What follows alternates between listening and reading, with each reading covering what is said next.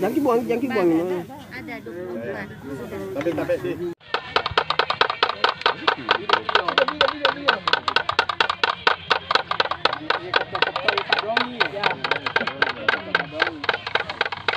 Satu. Kayak 4 ton. Ya. Kilonya itu 4,8. 6. Saya 6,8. Ya, 6,8. Makan nasi sangki nih. Coba ini deh. Baju bincarin dulu. Cuma 7,1 bagi 2.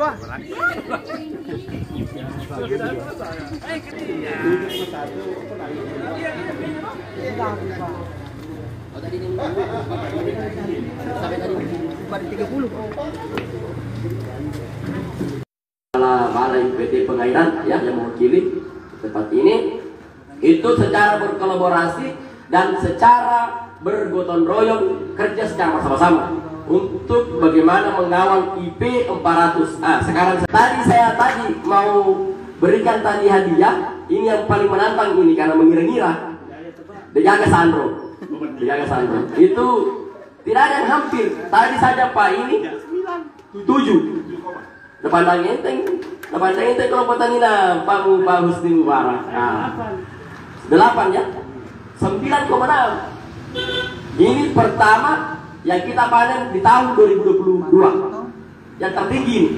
Tepuk tangan dulu untuk kelompok tani yang ada di tempat ini ya. Kemudian yang kedua harapan kami kepada ketua KTN yang dilantik atau dikukuhkan tadi semoga nantinya akan menjadi KTN percontohan di Kabupaten Bone. Karena kenapa? Disinilah lumbungnya tempat untuk menjawab seluruh kegiatan. Kuni monro ceritanya ini istilahnya kalau kita itu di sini tempatnya menjadi tempat andalan kita. Maksudnya itu orang yang menurut tarik yang matuku. Artinya kalau ketemu kusir diri. Kalau mau kanan kusir sini jadi Pak Nurdin. Cocok kita kasih program di sini. Tapi program itu ya tolong diserahkan dengan baik, kemudian dikelola dengan baik, kemudian dikonetkan dengan baik, kemudian hasil dengan baik. Jadi sekarang permintaan saya ketika 9,6 ubinan untuk belum penangkaran, penangkaran nanti kalau bisa 9,7 atau selebihnya lagi, ya pasti diperhatikan dan insya Allah kita kemas dan didistribusi nanti ke desa terhadap penangkaran benih melalui dana desa yang ada sekarang. Sekarang masih pelatihan di Makassar untuk kegiatan pelatihan kepada kepala desa akan menjadi calon penangkar untuk di desa masing-masing di Kabupaten Bone. Kemudian yang ketiga, harapan kami kepada seluruh teman-teman dan seluruh petani yang sempat hadir, ketua petani yang hadir, kami mengharapkan agar nantinya program IP 400 ini, karena saya sedikit berbicara banyak terkait dengan IP 400, program IP 400 ini semoga nanti di 70 itu menjadi 7.000. Kalau ada 7.000 ya. Karena kenapa? Inilah nanti akan menjawab tadi kita rapat di Musrembang itu pertumbuhan ekonomi di sana 5,6%. Baru mau menuju ke 6,6%. Yang berkontribusi besar itu terhadap pertumbuhan ekonomi adalah pembangunan ekonomi pertanian. Jadi di Bone itu tidak ada tambang emasnya, tidak ada tambang nikel, tidak ada tambang batubara, tidak ada, hanya peternakan dan pertanian. Pertanian yang bertumpu untuk penguatan ekonomi di Bone. Makanya kita ini sebagai tulang punggung atau andalan untuk bagaimana bisa mendorong pertumbuhan ekonomi dengan pergerakan inovasi program IP 400 pasti terjawab. Itu pertumbuhan tadi angka kemiskinan 10%. Pertumbuhan kasus stunting tertinggi. Ini yang kita mau turunkan semua di press dengan kegiatan untuk bagaimana pertumbuhan ekonomi melalui program-program yang akan kita laksanakan di seluruh pertanian petani di Kabupaten Bone. Sekarang hampir terjawab dengan melaksanakan IP 400, menanam 4 kali, panen 4 kali di tempat yang sama, Kalau kita pikir sekarang, irigasi itu kalau kita panen sekitar 40.000 hektar lebih, itu kalau kita lihat dari jumlah pendapatan petani itu sekarang ya, kalau hanya satu kali itu sekitar 16 miliar. Kalau dikali 4 itu 60 miliar. Kenaikan itu menjadi 45 miliar.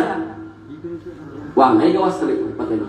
Tapi kalau kita lihat di Jawa itu 20.000 berani mengklaim 21 hektar. 10 hektar. 20 leran. Galungan. Ini 110 hektar. Pak, kita cuma mencoba 3.103 hektar. Ini yang menjadi tantangan untuk ke depan. Tetapi saya mohon untuk lokasi tadi ternyata menjadi percontohan. Kemarin sudah saya lihat buka lahan, sudah disemai buka lahan. Mudah-mudahan nanti kelompok BKK tadi ini yang tadinya sudah mulai bisa tanam cepat dan panen lagi tercepat. Karena kegiatan ini kita lombakan juga untuk kegiatan seluruh program di tingkat kecamatan, khususnya balai penyuluh pertanian di tingkat kecamatan untuk kita lombakan, termasuk nanti seluruh tahapan, dan yang terpenting itu hasil dari produktivitas pertanian terhadap padi yang harus kita lihat. Kita bermenonjol ke daerah IP 400 se-Kabupaten Bone. Jangan sampai nanti Pak Mubarak nanti setelah dinilai nanti, karena rencana nanti saya akan melaksanakan IP 400 award. Misalnya di ujung tahun itu kita melaksanakan IP 400 award dengan seluruh kelompok keboktan, seluruh penyuluh kita hadirkan. Kita melaksanakan nanti di lapangan, nanti kita tunjuk. Sekaligus ada pameran untuk display untuk seluruh BBP. Makanya kalau tidak dihargai itu perjuangan biasa kan Bapak Ketua Umum boleh. Makanya jangan heran nanti terbaik, ini komitmen nanti ya sebagai Kepala Dinas Pertanian, terbaik nanti seluruh kegiatan program suksesi dalam hal program pertanian, maka kemungkinan besar saya akan nanti memberikan bantuan terbanyak. Maaf. Karena buat apa kita kasih kalau tidak merespon bagus? Ya, yang merespon bagus, kalau yang mau nanti dulu, tapi kalau yang siap, kita turunkan anggaran. Tetapi kita melihat seperti apa kebutuhan petani. Pasti nanti kita ranking dulu, tapi tentu dihormati itu. Dihormat cahaya, berganti bukan lo tentu ada prestasi setelah ini. Dan kita mengharapkan IP 400 kita klaim nanti, kita kemas, katakanlah mungkin tahun depan 20.000 atau 30.000. IP 300 juga ada, IP 200 juga ada. Jadi tidak lagi menanam satu kali. Yang IP 300 itu tambahannya satu kali jaga. Yang di luar IP 400 pokoknya nanti digana kosong.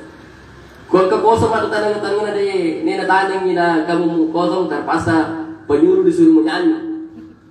Iya, disuruh menyanyi nanti penyuluh. Tapi sekarang kena laku penyuluh masih 292. Sementara sekarang desa belum mencukupi, jadi satu penyuluh satu desa. Ini yang saya pikirkan terus, bagaimana caranya bisa ada dana untuk kami berikan kepada penyuluh swadaya atau penyuluh non ASN yang kita berikan untuk bisa mendampingi petani yang terlatih. Makanya nanti ini sengaja kami mengundang Bapak Dandim atau mewakili untuk membackup kita di bawah. Lalu dito, lau dito, arlay dito, ase poko. Mungkin serakyang, yolo budaya untuk kipaya, kalau bisa 500 liter, 500 kilo, AC ditaruh. Tapi kalau perlu, ya jaga organik, pakai mencuru. Pak saya yakin untuk diterima memaga karena pernah kemarin ya ada sepupu yang menikah itu, pada saat menikah dia nggak tahu anak. Dia nak pulang ke Eropa, dia kawin, apa kita? Mestinya tapi dari kamu anak. Waktu itu belum camat ya. Setelah itu program berjalan, dirawat oleh Pak Camat yang sangat luar biasa waktu itu, oleh beliau Pak Kepala Dinas, jadi pernah jadi Camat Barbo. Di situ saya berkenalan sama beliau. Tepuk tangan untuk Pak Kadis. Alhamdulillah kita panen tahun 2008 dengan hasil memecahkan rekor nasional 16 ton 1 hektar. Dan saya sebenarnya mau mengusulkan ke Pak Kadis agar membentuk komunitas 10 ton di Boni. Siapa yang mau panen 10 ton 1 hektar? Halo? Kita buat grup di WA, mungkin bagus, kelompok petani panen 10 ton. Termasuk sopeng. Oke. Nah, Bapak Ibu, saya sebenarnya dulu pegawai negeri. Saya pernah mengembala sapi di Pejako selama 7 tahun. Saya sekolah di SMP Barbo, SMA 2 Bone, kemudian lanjut masuk STPDN tahun 1991, lulus 1994, kemudian jadi lurah di Selayar, terakhir kabak protokol di Selayar, lanjut beasiswa kuliah di Jakarta, S2 dibiayai Pak Muhammad Yusuf Kala.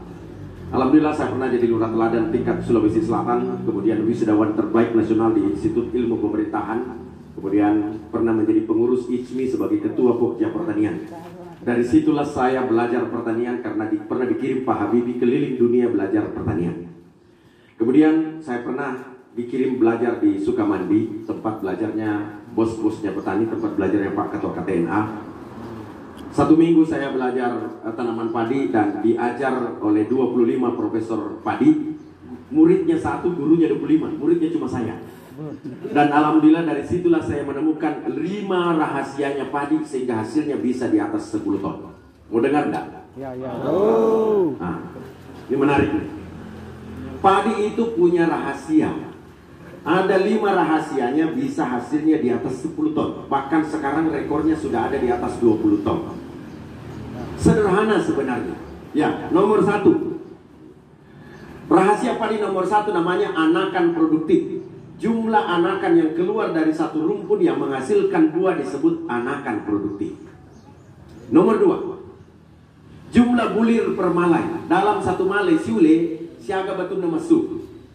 Nomor 3. Prosentasi isi. Lelena tas siule siaga malise karena sebangka Jawa. Nomor 4. Prosentasi berat per 1000 biji. Kalau ditimbangi di timbangan emas 1000 biji menghasilkan berapa gram? Bagaimana cara jadi berat? Kemudian yang terakhir jumlah populasi dalam 1 hektar. Nomor 1 kali nomor 2 kali nomor 3 kali nomor 4 kali nomor 5 ketemu ton. Oke ya? Bisa diterima logika saya? Bisa. Nah, sederhana sebenarnya. Sekarang bagaimana caranya agar padi keluar rumpun anaknya jadi banyak berbuah? Oke, kalau umurnya padi 110 hari, maka separuh dari umurnya 55 hari berhenti beranak. Kalau dipaksa pupuk keluar anaknya tidak ikut berbuah. Bagaimana caranya agar anakannya banyak keluar dan menghasilkan buah semua? Sederhana, tanam bibit muda. Ya, 16 hari. Sekarang bapak-bapak tanam umur berapa benihnya? Sudah bagus. Bagusnya di bawah 15 hari, 12 hari idealnya. Banyak petani bertanya, magi nama lolo bini di pelecek. Akkale barakena. Komelo ki mabuine, ngoloki mega anak ta. Tegi makasi di puine makudre pa 20 tahun atau 40 tahun. Kita harus menikahi perempuan muda supaya anak kita banyak. Sama bibit padi, kita harus pindahkan usia muda agar dia kesempatannya mengeluarkan anak banyak. Oke, jelas ya? Pelecek lalu ki bini malolo. Nah, banyak orang bertanya lebih jumpa, gampang. Tanya sama Pak Sucipto, ada namanya ZPT, zat pengatur tumbuh. Ketika disemprotkan usia 3 hari dan usia 1 minggu, dia umurnya 12 hari sama dengan 20 hari panjangnya. Itu namanya ZPT, zat pengatur tumbuh. Jadi sudah bisa memindahkan benih padi cepat. Oke, jelas ya? Nomor 2, bagaimana caranya agar jumlah bulirnya banyak? Kan begitu ya? Agar jumlah bulirnya banyak, ini rahasianya ada di pemupukan. Namanya tepat cara, tepat waktu, tepat dosis, tepat jenis, tepat sasaran. Nah, sebab masalahnya petani ada 4 masalah. Pak Kadis izin. Masalahnya petani namanya kuman, kutil, kudis, kurang. Kuman itu kurang iman, kurang yakin dengan teknologi. Kudis itu kurang disiplin. Kutil itu kurang teliti. Kurap itu kurang rapi. Itu masalahnya petani yang harus dibersihkan. Itu aja Pak Sucipto, Pak Ketua KTNA yang membina Pak Kadis. Oke. Jadi rahasia pemupukan. Nah, pemupukan itu ada panjang sekali menjelaskan. Vegetatif, generatif ada usianya 5 tepat cara dan seterusnya. Oke. Nah, kemudian ditanam dengan jarak tanam terbaik. Dulu di Bone saya pernah mengajarkan jarak tanam lego, sehingga jarak tanam lego ini pernah memasyarakat di Bone. Sampai Pak Lanto, Pak Lawa, Kepala Dinas waktu itu. Weh matuju nasa kemudian dia dulu petundui. Saya bilang, lo kaki di Pajako. Saya bunyikan serine saya, lebih 100 petani kumpul dalam 15 menit. Mana tundur, mana petaniku? Kapur petani teripuan. Ini petani harus dikasih menangis dulu. Dibayangkan Ka'bah, bayangkan wisudananya, bayangkan berangkat haji, bayangkan enak-enak. Itu petani gampang dijinakkan sebenarnya. Ya, baru membayangkan aja sudah enak. Apalagi alhamdulillah. Nah, tadi nomor berapa? Rahasia bulirnya banyak. Nah, bulir banyak itu berasal dari abatir yang bulir banyak. Maka cari padi yang benihnya bulirnya banyak. Rasa-rasa kalau Ciherang, Cigelis itu sekitar 120, 130. Cari benih yang bisa disupport bulirnya banyak, yang di atas 250 bulir per malai. Yang keempat, berat per 1000 biji. Kalau ditimbang rata-rata petani itu 27 gram. Nah, kalau di Moki berat di atas 30 gram, 32, 31 gram. Jadi kalau tas karung uria biasa di Pajak Kode nasi tadi taruh batu. Biasanya 48, 47 tiba-tiba jadi 56, 58 dalam satu karung. Karena ada teknologinya fungisida, nggak enak sebut merek ya. Fungisida yang bisa membuat padi jadi berat dan bisa menjadi buah benih padi menjadi bening. Nah, kemudian yang terakhir jumlah populasi. Kalau jarak tanam tertentu bisa menghasilkan berapa populasi. Nomor 1 kali nomor 2 kali nomor 3 kali nomor 4 kali nomor 5 ketemu ton. Ya, di Pajako pernah kita coba 16 ton. Kemudian di Karawang saya pernah uji coba tanam jagung dengan sistem zigzag yang pernah dianjurkan kakandanya, beliau kakanda kita juga, mantan Menteri Pertanian, namanya zigzag. Tanam jagung dengan teknologi zigzag pernah memecahkan rekor muri, hasilnya 26 ton jagung bibilan dalam 1 hektar. Nah, sekarang saya balik datang ke Bone, mau membantu Pak Kadis, mau membantu masyarakat. Saya akan meluncurkan program baru namanya Pajasa, padi jagung sapi. Ya, populasi sapi terbesar di Indonesia ada di Kabupaten Bone. Apalagi bicara sapi ya, sapi dah sapira, yaitu dah sapira koloki masikola, yaitu dah sapira koloki makui.